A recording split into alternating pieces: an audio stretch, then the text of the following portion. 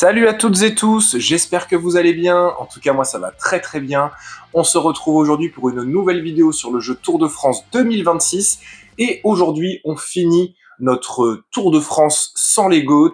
Si vous n'avez pas vu la dernière vidéo, n'hésitez pas à aller la voir. Vous le voyez au classement général en haut à droite, on a toujours une toute petite minute d'avance sur Paul Sexas, plus de 2 minutes sur Thymen Arensman. Sur la dernière étape au Tourmalet, on a perdu, je crois, une bonne quarantaine de secondes, je crois, sur Paul Sexas.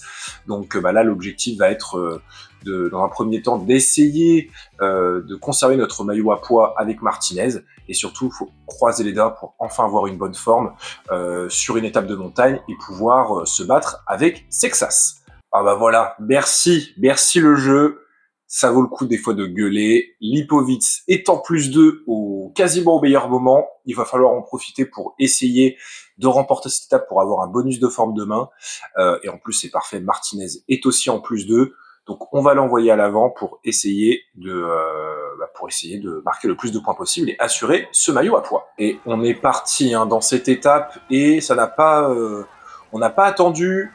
On a déjà une petite minute d'avance là sur le peloton. On a été rejoint par Oscar Only. On va avoir une belle échappée aujourd'hui. Il y a peut-être un monde où ça va au bout d'ailleurs, parce que quand je vois qu'il y a quasiment plus de 30 personnes qui ont l'air de prendre l'échappée, ça risque d'aller au bout. Mais en tout cas, on est déjà dans ce col Bayard. Il fallait prendre un peu d'avance pour éviter de trop dépenser d'énergie. Là voilà, parce qu'on va arriver dans des gros pourcentages et on va se retrouver là dans 2 petits kilomètres pour le sprint au sommet. Allez, on va bientôt arriver dans ce dernier kilomètre avec Dani Martinez. Et il faut aller marquer ces points-là, ils vont être importants. Il faut faire attention parce que je crois que Pidcock, j'ai vu Pidcock, oui c'est ça. Il est là, on a 10 points d'avance sur le Britannique. Allez, ça va être parti. Justement, il faut essayer de prendre la route Pidcock. Allez, nous on va lancer plutôt. Allez, c'est parti. Il y a Pidcock qui essaie de nous remonter et qui va passer. Ouais, qui passe. Qui passe en première position. Il récupère 2 points. Et là, il va falloir absolument remporter le première catégorie qui est juste après. Et on est dans ce col du Noyer. 7,5 km à 8,1% de pente moyenne. Là, vous voyez, on est dans les 3 derniers kilomètres. On était une trentaine dans l'échappée, mais vous voyez, les moins costauds en montagne, là, sont déjà en train de lâcher. Alors, ça roule pas si vite que ça, mais bon. On va pas se plaindre. Maintenant, l'objectif, ça va être d'aller prendre les points au sommet pour reprendre un peu d'avance sur Pidcock. Il va falloir faire attention à pas se faire surprendre cette fois-ci. Allez, on va arriver là dans ce dernier kilomètre d'ascension. On est bien placé, en première position. Voilà, il y a Pidcock là qui va lancer le sprint. Nous, on va suivre la roue du Britannique. Ah, il a l'air d'être quand même fort, il a l'air d'être quand même très fort. Mais je ne vais pas lancer mon sprint trop tôt. Il prend facilement de l'avance, attention à ne pas se faire bloquer. Il y a Picanzoli aussi qui remonte, on est à 200 mètres. Allez, là, faut tout mettre. Est-ce qu'on va réussir à passer le Britannique? Oui, on passe le Britannique dans les 10-20 derniers mètres. Et on reprend du coup 10 points d'avance. On reprend 10 points et on reprend 10 points d'avance sur Pidcock, vu qu'il il était passé en tête lors du dernier col. Et là maintenant, nous, on va se rejoindre. Alors, je pense pas que je vais vous montrer le troisième catégorie. Pas besoin de vous montrer le sprint intermédiaire, vu qu'on est plus de 15 à l'avant. Donc, on va se retrouver dans le deuxième catégorie de la journée. Allez, on est dans ce col d'Ornon. On va arriver dans le dernier kilomètre du col d'Ornon. On a passé les pourcentages les plus difficiles, sans trop de soucis. Mais l'objectif, il est ailleurs. Il faut essayer d'aller prendre les points. Allez, à 400 mètres, on va lancer. On est sur quasiment du tout plat. Et sûrement que Schmitt va nous dépasser. Est-ce qu'il faut essayer de passer en deuxième position? Et on passe en deuxième position. Derrière Schmitt. Et je crois en plus que Pidcock ne prend pas de points. C'est parfait.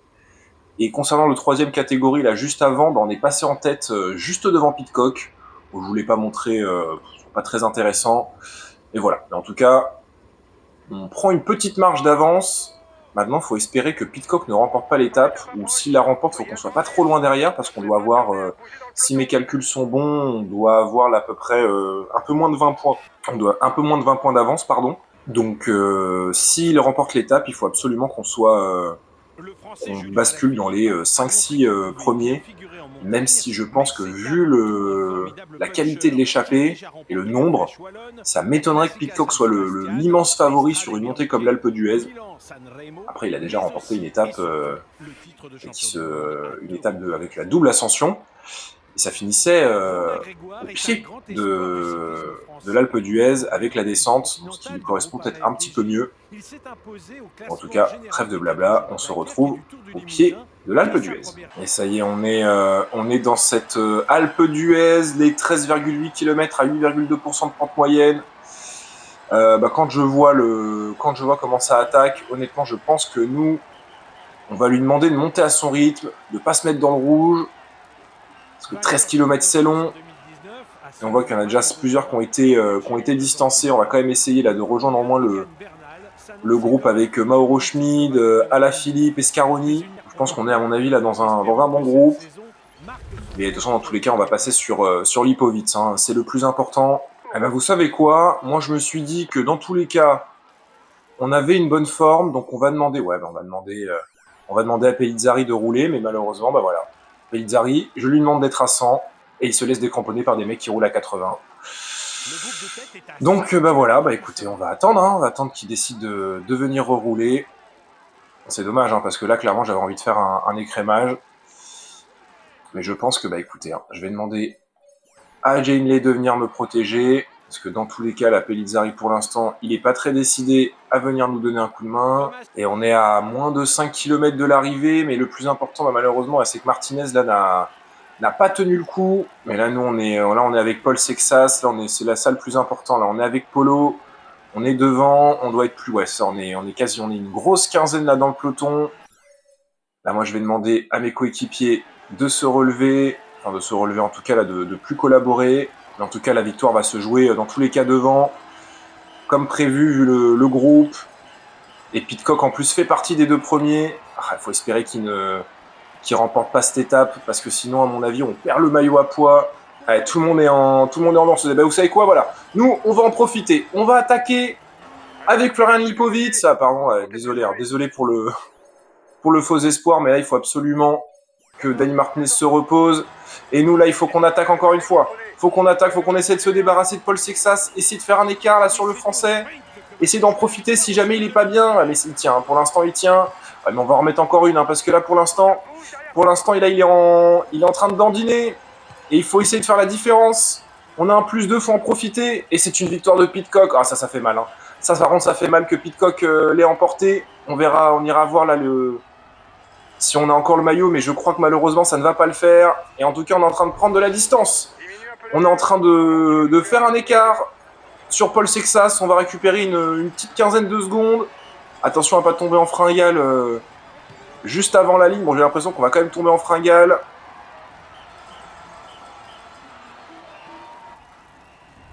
Mais on aura attendu le dernier moment et en tout cas, on reprend du temps à Paul Sexas. Il joue les tout premiers rôles cette année. Voici le maillot à poids de ce Tour de France. Tom Pidcock. Et victoire de Thomas Pidcock devant Oscar Onley et Picanzoli. Egan Bernal prend la 4e place devant Johan Essen et Michael Storer. Hoyte Brooks prend la 7e place devant Jay Vine et Lenny Martinez. Et c'est Scaroni qui prend la 10e place. Nous, au niveau des favoris, Lipovic 13e à un peu plus de 3 minutes. Et surtout, le plus important, c'est qu'on reprend une 22 secondes précisément à Paul Sexas. Ce qui fait qu'au classement général, vous le voyez, on reprend plus d'une minute d'avance sur Sexas, 1 minute 16 pour être précis, plus de 3 minutes sur Arensman et plus de 5 minutes 30 sur Jorgensen. Donc voilà, c'est plus vraiment notre dossier. Le dossier, c'est surtout Sexas. Et malheureusement, vous l'avez vu là juste avant, pour 6 points, et Thomas Pidcock reprend le maillot à Dani Martinez. Donc l'étape de demain va être ultra importante pour essayer d'aller rechercher ce maillot qu'on a quasiment porté pendant tout le Tour de France. Et allez, deuxième étape de cette vidéo, l'étape entre le Bourdoisan et l'Alpe d'Huez, c'est l'étape reine de ce Tour de France. On va passer par la Croix de Fer, le Télégraphe, le Galibier, et puis du coup la montée de l'Alpe d'Huez, mais c'est vers le col de Sarenne. Donc ça va être une étape très très difficile. On espère que la forme soit avec nous. Et écoutez, que ce soit aussi bien avec Lipovic ou avec Martinez pour aller récupérer ce maillot à poids et conserver ce maillot jaune jusqu'à Paris. Merci le jeu, voilà, je le dis pas souvent, mais il faut le dire, quand ça se passe bien, c'est très rare d'avoir un plus 2, à ce moment de la course, donc c'est vraiment parfait. Pareil, Jane Lee en plus aussi est en pic de forme, donc ça va bien nous aider. Malheureusement Martinez, bah ouais, forcément sans le bonus pour le maillot, bah, c'est forcément plus compliqué, en plus du fait que la note de récupération n'aide pas. On va quand même essayer de faire la meilleure échappée possible avec Dani Martinez, essayer de prendre le maximum de points pour pas avoir de regrets. Et puis on verra bien si on arrive à récupérer ce maillot. Et allez, on est dans ce col de la Croix de Fer. Vous le voyez, 24,7 km à 5,2% de pente moyenne. C'est une ascension qui est ultra difficile. Et je peux vous dire que heureusement que c'est le genre de col qu'on monte en début d'étape parce que c'est tellement irrégulier. Ça fait bien mal aux pattes. Donc heureusement là qu'on a pris une bonne avance. Vous voyez, on est 35 dans le peloton. Le mieux placé, je crois que c'est Derek G qui est 11e. Voilà, un peu à quasiment 16 minutes du leader. Donc là on le voit, mais c'est pas le plus important. Normalement, ça devrait être tranquille pour le classement général avant la dernière ascension. Le plus important là, c'est Dani Martinez et Tom Pidcock pour le maillot à poids. Donc on va se retrouver d'ici je pense quasiment 20 bornes.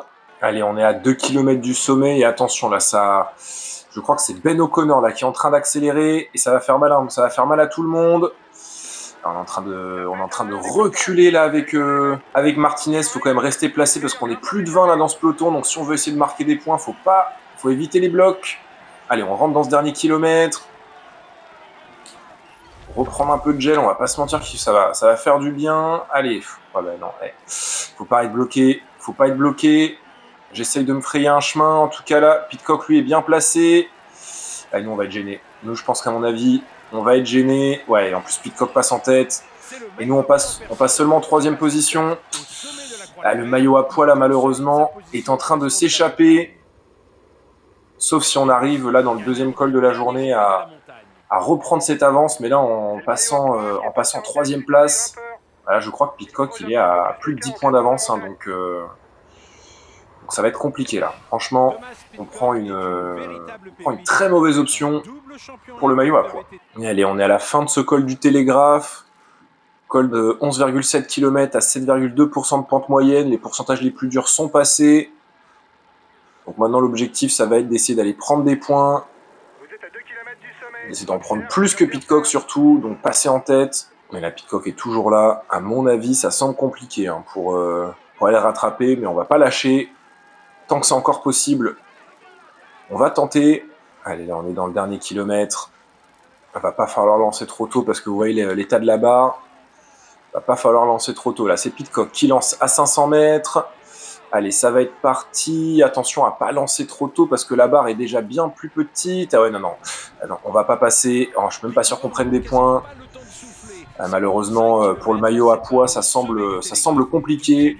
Et vu en plus la fatigue accumulée par Martinez, je pense qu'on va repasser sur Lipovic. Il faut pas oublier que c'est quand même le plus important. Et allez, on est dans ce col du Galibier, 17,9 km à 6,9% de pente moyenne. J'ai demandé à Dani Martinez de se relever, tout simplement pour faire le taf. Pour faire le taf en tête de groupe, en tête de peloton, essayer de rouler parce qu'il faut quand même essayer de limiter la casse.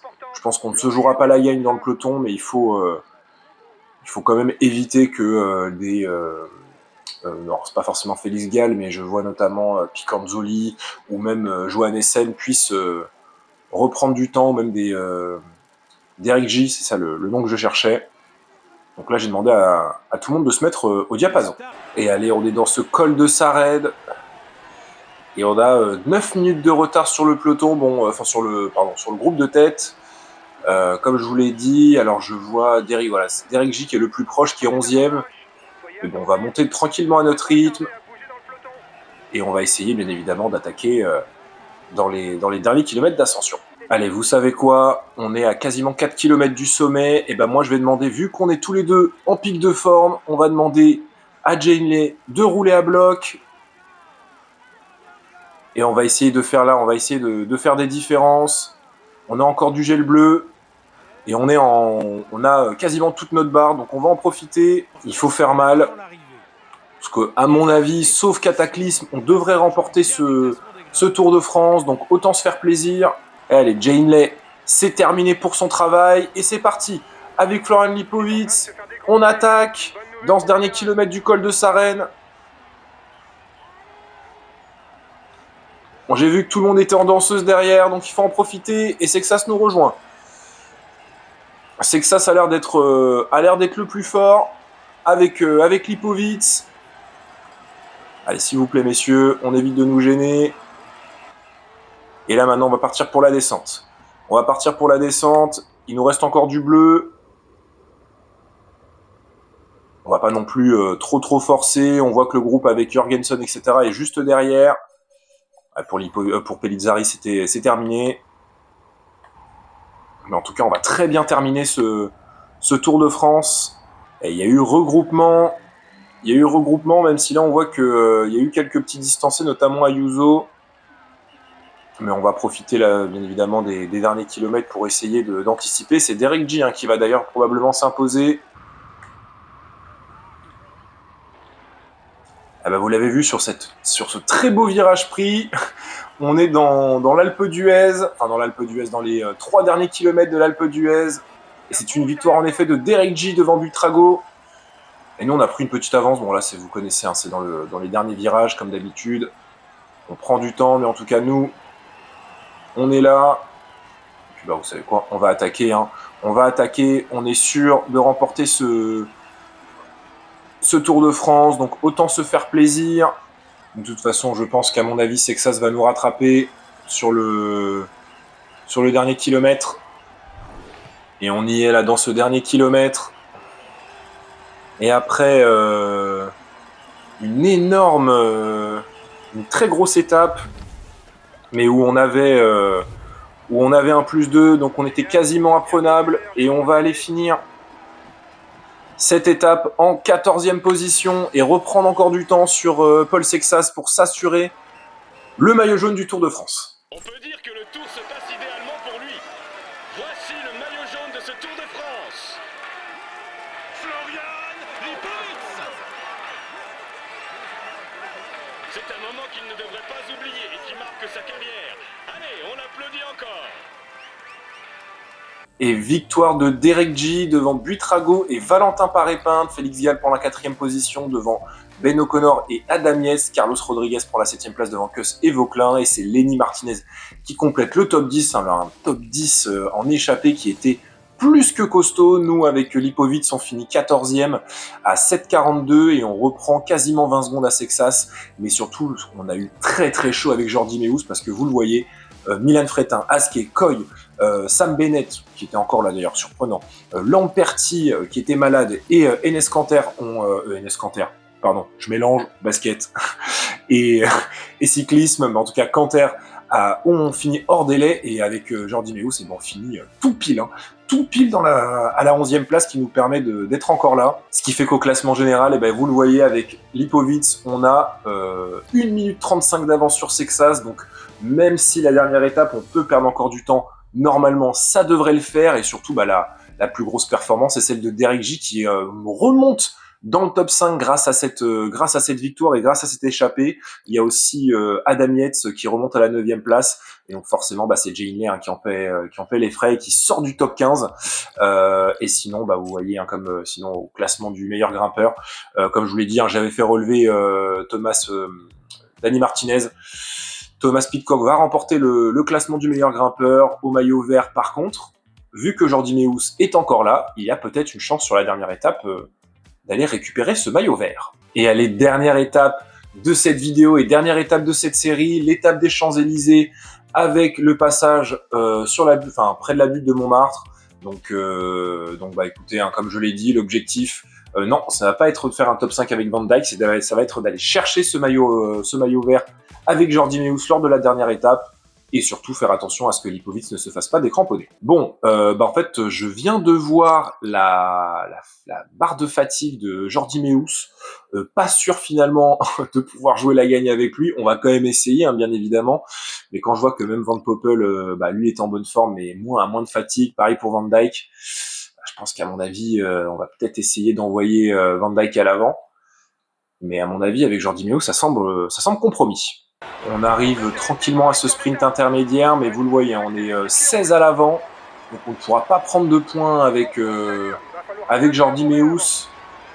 C'est actuellement la Décathlon qui gère l'écart, mais il y a un monde où clairement on peut aller chercher cette victoire dans l'échappée.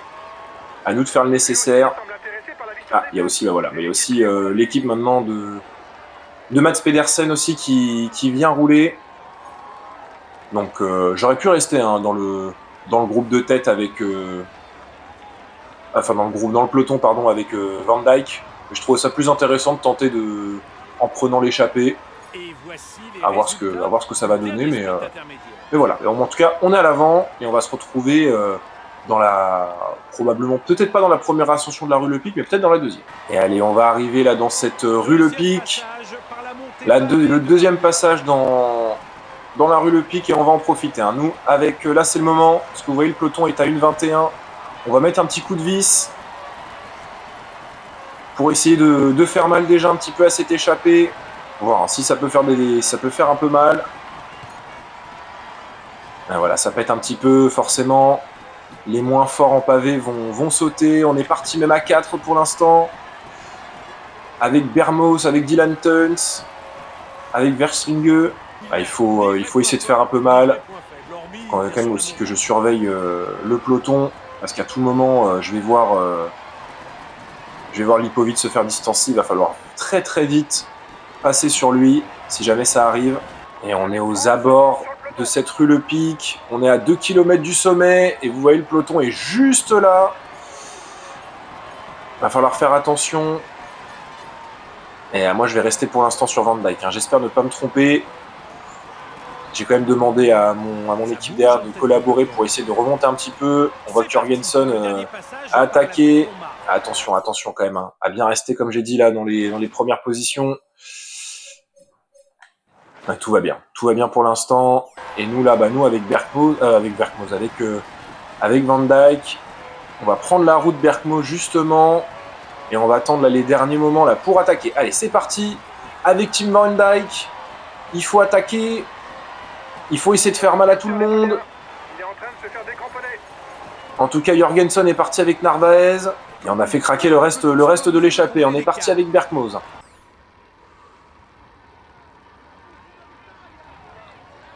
Le peloton est finalement battu aujourd'hui. Et c'est l'échappée qui va s'imposer dans cette dernière étape.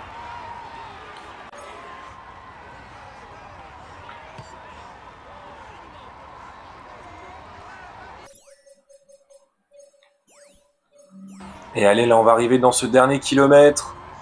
Et vous le voyez, hein, j'essaie quand même de regarder aussi ce qui se passe de l'autre côté. Parce qu'on est en train de perdre énormément de temps. C'est un coureur qui affectionne les bosses courtes. Et allez, là, le dernier kilomètre, on va essayer de lancer quand même, essayer de faire la différence face à Verstringue. Est-ce qu'on va résister au retour du peloton? Est-ce que Verstringue va nous reprendre? Et ça va être une victoire de Verstringue, de Tim Van Dijk. Et là, nous, on va passer tout de suite là sur... Parce que là, il y a un monde où on perd le maillot rouge. Hein. On perd le maillot jaune.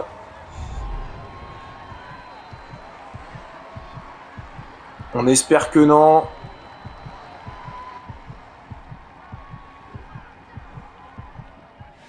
Ouh là là, et je crois que ça se joue pas à grand chose. Hein. Je suis très inquiet parce que j'ai pas vu qui a gagné, mais en tout cas, ça va être. Désolé, hein, du coup là pour la fin que j'ai eu du mal à commenter, mais j'étais tellement en panique. On va voir ça. Il est tout sourire au moment de monter sur le podium. Applaudissez-le. Voici le vainqueur de l'étape des Champs-Élysées.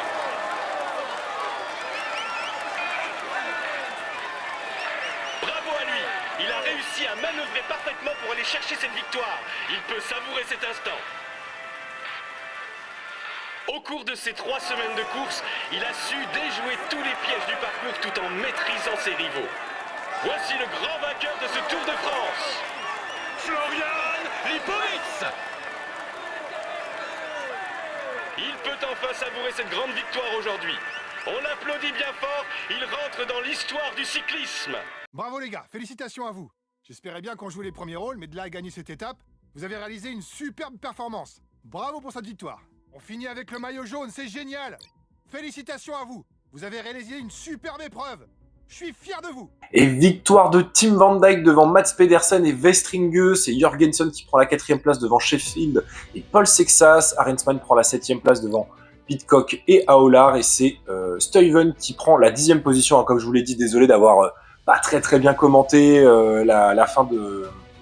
la fin de cette étape, mais en fait j'étais un peu stressé, je faisais un peu des allers-retours entre Lipowitz et Van Dijk, parce que je voulais d'un côté gagner l'étape, mais de l'autre je voulais éviter de perdre le maillot. Bon, finalement, plus de peur que de mal, ce qui fait qu'on finalement finit à 1,02, ce qui fait qu'au classement général, on finit quand même avec 33 secondes d'avance sur Paul Sexas, on finit à plus de 2 minutes 30 de Thymen Arensman qui monte sur le podium. Jorgensen est au pied du podium à 4 minutes 55, 5e place pour Derek G. Je ne vais pas vous faire tout le classement, bien évidemment. Normalement, personne n'a abandonné sur cette dernière étape. C'est Weistrofer qui sera la lanterne rouge de ce Tour de France. Au niveau du maillot à pois, Pidcock est toujours le meilleur grimpeur. Le maillot vert, malheureusement, Jordi Meeus n'avait pas la forme pour pouvoir tenir, donc pas de maillot vert comme prévu. C'est Mats Pedersen qui le ramène à la maison. Au classement des jeunes, logiquement, c'est Paul Sexas qui le ramène du côté de la Décathlon. Et pour le classement par équipe, c'est la Netcompany Ineos. Et pour le prix de la combativité, ce sera Daniel Martinez qui ne repart pas quand même sans rien de ce Tour de France. Et voilà, c'est tout pour cette série, j'espère qu'elle vous aura plu. Moi en tout cas, j'ai pris un énorme plaisir à la tourner et à la monter et à vous la partager sur cette chaîne. J'ai vu en plus qu'on a eu un petit peu plus de vues et on a pris quelques abonnés avec cette série. Donc bienvenue à ceux qui arrivent et merci encore de vous être abonnés. Merci à ceux aussi qui like la vidéo. Voilà, bon, en tout cas moi j'ai pris un énorme plaisir. Je trouvais ça intéressant d'essayer de tester, de voir ce que ça pouvait donner un Tour de France sans qu'on ait les grosses têtes d'affiche qui ont tendance un petit peu à monopoliser les victoires et les classements généraux, donc le classement général et les autres classements annexes surtout. Donc voilà. Donc j'espère que ça vous a plu. Je sais pas trop encore sur quoi je vais partir après. J'hésitais peut-être avec une sorte de petit tour spécifique pour certains types de coureurs, à voir ce que ça donne. Et dites-moi en commentaire si jamais ça vous tente potentiellement de pouvoir de voir une série Pro Team ou Pro Leader, mais justement sans les Pogacar, sans les Vingegaard, sans les Philipsen, sans les Remco, sans les Ghana. Dites-moi si ça vous intéresse.